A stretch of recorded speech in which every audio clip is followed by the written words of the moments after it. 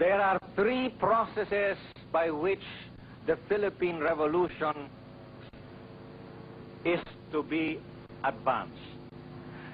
These include the building of the Communist Party of the Philippines,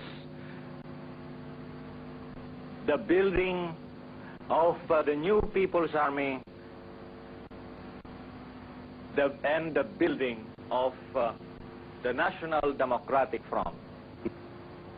The Communist Party of the Philippines was established on December 26, 1968 as the Marxist-Leninist vanguard party of the working class. This party is supposed to be the standard bearer of the working class, which is that class that is the most progressive, productive, and political force in the Philippines. It is true that a minority class, especially only the party which represents it, cannot win the Philippine Revolution all by itself. At any rate, even while there are the forces of armed revolution, there are the legal democratic forces in the Philippines.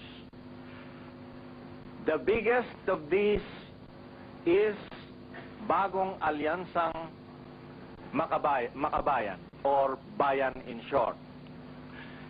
It has a membership of more than 2 million members in more than 1,000 member organizations. Its biggest component organizations are Kilusang Mayo Uno, which is the labor center, the Pambansang Kilusang Magbubukid, which is the Kilusang Magbubukid ng Pilipinas, or KMP,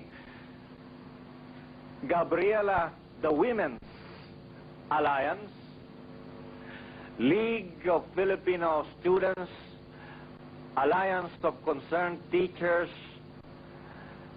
Cadena, and so on.